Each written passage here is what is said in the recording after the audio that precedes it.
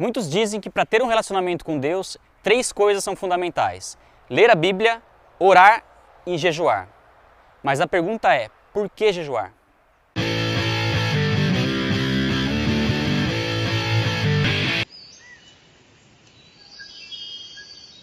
Saudações a todos, mais um vídeo do canal Vai na Bíblia e hoje vamos falar sobre jejum. Ler a Bíblia tudo bem, óbvio que se trata de algo super importante. Oração também, nós falamos sobre isso em um outro vídeo. Mas jejuar, como deixar de comer pode ter alguma relação com a vida espiritual? Será que aos olhos de Deus faz alguma diferença o fato de jejuarmos ou não? E a verdade é que a Bíblia definitivamente responde sim para essa pergunta. E nesse vídeo nós vamos falar do porquê do jejum ser algo tão importante e como ele pode transformar o nosso relacionamento com Deus.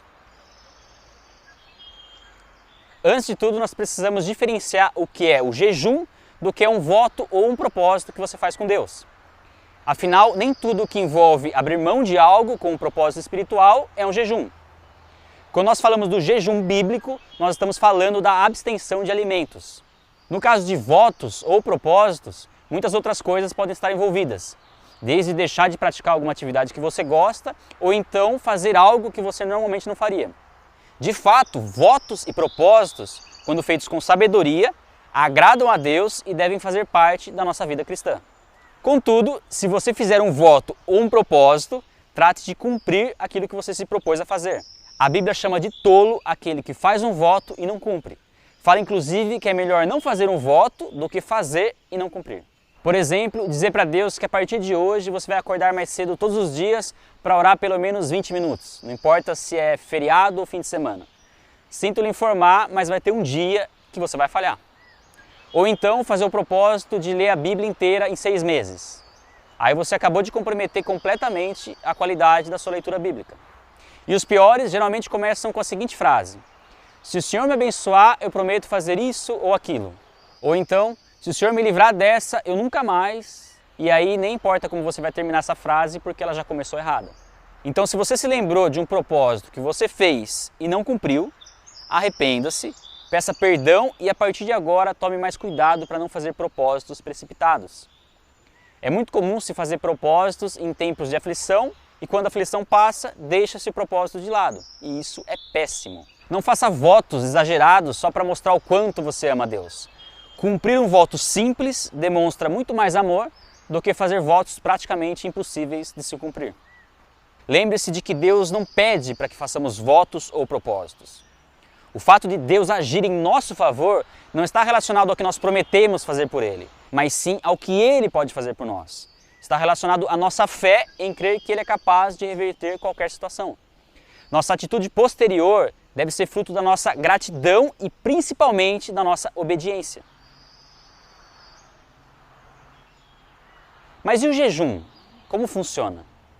Bom, no caso do jejum, existe uma semelhança bastante óbvia, porque o jejum também é um propósito que você faz com Deus, porém no caso do jejum, se trata de uma necessidade. Nós precisamos jejuar.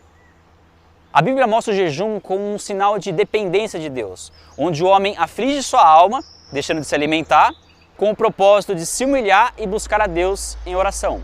E apesar da Bíblia dar vários exemplos da ação sobrenatural que acontece como resultado de um jejum, ainda assim é algo que nós não temos como saber exatamente como funciona. Porém, se por um lado é difícil compreendermos a ação sobrenatural do jejum, por outro é muito simples entender o seu lado prático, que é o seu efeito contra os desejos da carne. A Bíblia ensina que a nossa carne é inimiga de Deus e deseja aquilo que é contrário ao Espírito. E carne, para quem não sabe, é a nossa natureza pecaminosa se manifestando através do nosso corpo físico. São as vontades, as emoções e o intelecto da nossa alma determinando as nossas ações. Por isso, aquele que permanece na carne não pode agradar a Deus. E uma das razões por que isso acontece é que com tantas emoções e desejos sendo processados na nossa alma, fica difícil ouvir a voz de Deus e, consequentemente, tomar as decisões corretas. É aí que entra o jejum. E por que o jejum funciona? Bom, basicamente porque a alimentação é a necessidade primária do ser humano. Quando você está com muita fome, todas as vontades e desejos da alma se concentram em uma só coisa: comer. Todo o resto perde a importância porque agora a sua prioridade é comer. E o segredo está no fato de que durante o jejum você nega esse desejo e diz não à sua alma. E como ela não tem outro desejo maior, ela sossega. Nesse momento, tudo aquilo que era vontade da carne fica muito mais claro e você consegue discernir melhor a voz de Deus que é ministrada através do seu espírito. A consequência é você pensar menos em você e mais em Deus, menos em você e mais nos outros. As suas orações se tornam menos egoístas e você se concentra naquilo que realmente importa. Por isso, retirar apenas um tipo de alimento não funciona como um jejum, pois você sempre vai encontrar uma maneira de substituir aquele alimento. Ou seja, não produz o mesmo efeito do que um jejum completo. Se você vai se abster de alguma comida que não é fundamental para a sua alimentação, é melhor considerar como um propósito e não como um jejum. E isso pode ser algo muito bom. Inclusive, a Bíblia dá o exemplo de Daniel, que ficou 21 dias sem comer nada prazeroso. Todo o contexto mostra que o propósito de Daniel era semelhante a um jejum, se humilhar e buscar Deus em oração. Mas não diz que ele jejuou. Quando a Bíblia fala em jejum, ela fala de abstenção total de alimentos. E sabendo que o jejum traz um maior discernimento, que te faz mais sensível à voz de Deus, é fundamental haver oração durante o período de jejum. Jejuar por uma pessoa, por exemplo, só faz sentido se houver oração em favor dessa pessoa. Inclusive, um jejum deve sempre começar com uma oração, pois é quando você vai receber a direção de Deus em relação ao propósito e ao tempo desse jejum. E assim como votos e propósitos, não quebre o jejum. Se você nunca fez um jejum com propósitos espirituais, a dica é começar gradualmente, sem exageros. De repente, retirar uma refeição que você está acostumado a fazer, ou então estabelecer uma quantidade de horas sem se alimentar. O importante durante o jejum é você se sentir em jejum, e isso varia de pessoa para pessoa. Aliás, o jejum é algo tão particular que a Bíblia recomenda que você nem fale para os outros que está jejuando. Mas também o jejum não chega a ser algo secreto. Afinal, quando te oferecerem comida, ou no caso de um jejum coletivo, não tem problema nenhum as pessoas saberem que você está jejuando. Jesus Cristo jejuou, os grandes homens de Deus e os líderes da igreja primitiva jejuavam, e nós também devemos jejuar. O jejum não faz com que Deus tenha mais ou menos compaixão de nós.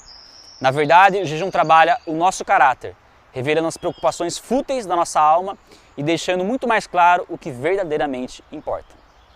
O jejum é uma forma de expressar a nossa dependência de Deus e o quanto nós ansiamos pela segunda vinda de Cristo. Vai na Bíblia, fica por aqui.